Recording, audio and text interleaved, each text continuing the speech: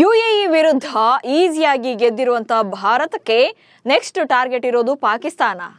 September 14ರಂದು ಉಭಯ ತಂಡಗಳ ನಡುವೆ ಹೈ ವೋಲ್ಟೇಜ್ ಮ್ಯಾಚ್ ಫಿಕ್ಸ್ ಆಗಿದೆ.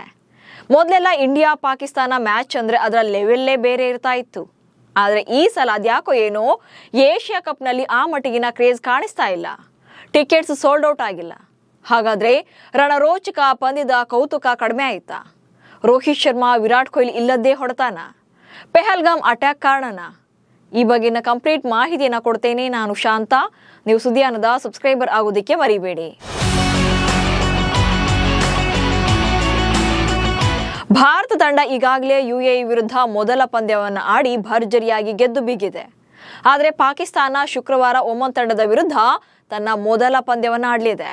ಆ ಬಳಿಕ ಉಭಯ ತಂಡಗಳು ಇದೇ ಭಾನುವಾರ ದುಬೈನ ಅಂತಾರಾಷ್ಟ್ರೀಯ ಕ್ರೀಡಾಂಗಣದಲ್ಲಿ ಮುಖಾಮುಖಿಯಾಗಲಿವೆ. ಮೊದಲೆಲ್ಲ ಭಾರತ ಪಾಕಿಸ್ತಾನ ಪಂದ್ಯ ಇದೆ ಅಂದ್ರೆ ಕೆಲವೇ ನಿಮಿಷಗಳಲ್ಲಿ ಟಿಕೆಟ್ಗಳೆಲ್ಲ ಸೋಲ್ಡ್ ಔಟ್ ಆಗಿಬಿಡ್ತಾ ಇತ್ತು. ಆದರೆ ಈ ಸಲ ಟಿಕೆಟ್ಸ್ ಇನ್ನೂ ಕೂಡ ಸೇಲ್ ಆಗಿಲ್ಲ.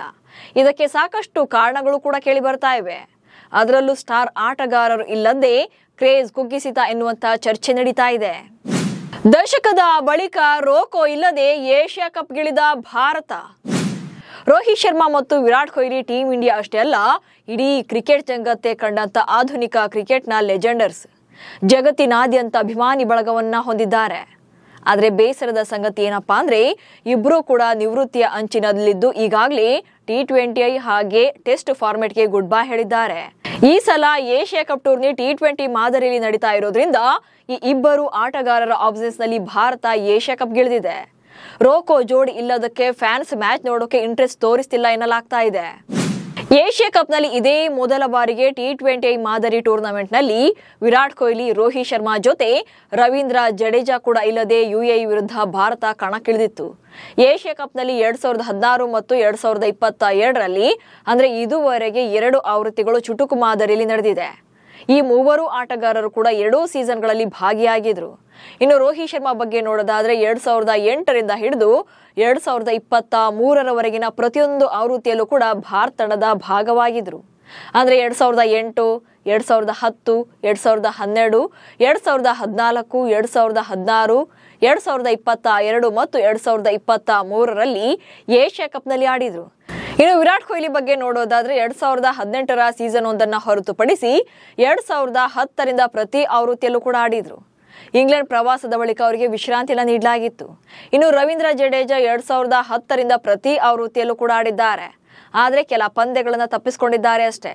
ಆದರೆ ಪ್ರಸ್ತುತ ಮೂವರು ಕೂಡ ಈ ಬಾರಿಯ ತಂಡದಲ್ಲಿಲ್ಲ. ಇದು ಭಾರತದ ಕಥೆಯಾದ್ರೆ ಅರ್ಥ ಪಾಕಿಸ್ತಾನ ಟೀಮ್ನಲ್ಲೂ ಕೂಡ ಈ ಸಲ ಸಾಕಷ್ಟು ಬದಲಾವಣೆಗಳಾಗಿವೆ. ಪಾಕಿಸ್ತಾನದಲ್ಲಿ ಸ್ಟಾರ್ ಆಟಗಾರರಾಗಿರುವಂತಹ ಮೊಹಮ್ಮದ್ ರಿಜ್ವಾನ್ ಮತ್ತು ಬಾಬರ್ ಅಜಮ್ ಅವರು ಇಲ್ಲದೆ ತಂಡವನ್ನ ಘೋಷಣೆ ಮಾಡಲಾಗಿತ್ತು. ಹಾಗೆ ಮೊಹಮ್ಮದ್ ಅಲಿ ಅಘಾ ನಾಯಕತ್ವದ ಟೀಮ್ ಬಗ್ಗೆ ಅಷ್ಟೇನು ಕ್ರೇಜ್ ಇಲ್ಲ. ರಿಜ್ವಾನ್ ಮತ್ತು ಬಾಬರ್ ಇಲ್ಲದ್ದು ಕೂಡ ಪಾಕ್ ಮಟ್ಟಿಗೆ ದೊಡ್ಡ ಆಟಗಾರರಾಗಿದ್ರು. ಇವರಿಬ್ರು ಇಲ್ಲದ್ದು ಕೂಡ ಪಾಕ್ ಅಭಿಮಾನಿಗಳ ಕ್ರೇಜ್ ಕಡಿಮೆಯಾಗಿಸಿದೆ ಎನ್ನುವಂತ ವಾದ ಕೂಡ ಇದೆ. ಇದೆಲ್ಲ ಒಂದ್ ಕಡೆ ಆದ್ರೆ ಟಿಕೆಟ್ ಪ್ರೈಸ್ ಜಾಸ್ತಿ ಇರೋದು ಕೂಡ ಮತ್ತೊಂದು ಕಾರಣವಾಗಿದೆ. ಭಾರತ ಪಾಕ್ ಪಂದ್ಯಕ್ಕೆ ಮಾತ್ರ ದುಬಾರಿ ಟಿಕೆಟ್. ಮೊದಲಿಂದ ಕೂಡ ಟೂರ್ನಿ ಆಯೋಜನೆ ಮಾಡೋರಿಗೆ ಪಾಕಿಸ್ತಾನ ಮತ್ತು ಭಾರತದ ಪಂದ್ಯ ಅಂದ್ರೆ ಚಿನ್ನದ ಮೊಟ್ಟೆ ಇಡುವಂತ ಕೋಳಿ. ಅದು ಎಲ್ಲಾ ಕಡೆಯಿಂದ ಕೂಡ ಹಣ ಬಾಚಿಕೊಳ್ಳೋಕೆ ನೋಡ್ತಾರೆ. ಇಲ್ಲೂ ಕೂಡ ಅದೇ ಆಗಿದೆ. ಭಾರತ ಪಾಕಿಸ್ತಾನ ಪಂದ್ಯಕ್ಕೆ VIP ಸೂಟ್ಸ್ ಈಸ್ಟ್ನಲ್ಲಿ 2 ಆಸನಗಳ ಬೆಲೆ 2,57,815 ರೂಪಾಯಿಗಳನ್ನ ಫಿಕ್ಸ್ ಮಾಡಲಾಗಿದೆ. ಇನ್ನು ರಾಯಲ್ ಬಾಕ್ಸ್ ನ ಬೆಲೆ 2,30,700 ರೂಪಾಯಿಗಳು. ಹಾಗೆ ಸ್ಕೈ ಬಾಕ್ಸ್ ಈಸ್ಟ್ ನ ಬೆಲೆ 1,67,851 ರೂಪಾಯಿ ಇದೆ. ಹಾಗಂತ ಮಧ್ಯಮ ಶ್ರೇಣಿಯ ಟಿಕೆಟ್ಗಳ ಬೆಲೆನೂ ಕೂಡ ಏನು ಕಡಿಮೆ ಇಲ್ಲ. ಪ್ಲಾಟಿನಂ ಟಿಕೆಟ್ ಬೆಲೆಯೇ ಸುಮಾರು 75,000 ರೂಪಾಯಿ ಇದೆ. ಗ್ರ್ಯಾಂಡ್ ಲಾಂಚ್ ಬೆಲೆ 41,153 ರೂಪಾಯಿ ಇದ್ರೆ ಪೆವಿಲಿಯನ್ ವೆಸ್ಟ್ ಬೆಲೆ 28,174 ರೂಪಾಯಿ ಇದೆ. ಇನ್ನು ಕಡಿಮೆ ಟಿಕೆಟ್ ಆಗಿರುವಂತ ಜನರಲ್ ಈಸ್ಟ್ ಬೆಲೆ ಕೂಡ ಸುಮಾರು 10,000 ರೂಪಾಯಿ ಇದೆ. ಸೊ ಸ್ಟಾರ್ಟಿಂಗ್ ಪ್ರೈಸ್ 10,000 ಪ್ಲಸ್ ಆಗಿರೋದ್ರಿಂದ ನೋಡುಗರ ಸಂಖ್ಯೆ ಕಡಿಮೆಯಾಗಿದೆ ಎನ್ನಲಾಗ್ತಿದೆ. ಇನ್ನು ಇದೆಲ್ಲದರ ನಡುವೆ ಪೆಹಲ್ಗಾಮ್ ಅಟ್ಯಾಕ್ ಪಂದ್ಯದ ಕ್ರೇಜ್ ಕಡಿಮೆ ಮಾಡ್ತಾ ಎನ್ನುವಂತ ಮಾತುಗಳು ಕೂಡ ಕೇಳಿ ಬರ್ತಾ ಇವೆ. ಭಾರತ ಪಾಕಿಸ್ತಾನ ಮ್ಯಾಚ್ ಇದ್ದಾಗ ಹೈಯೆಸ್ಟ್ ಫ್ಯಾನ್ಸ್ ಇರೋದು ಭಾರತೀಯರೇ.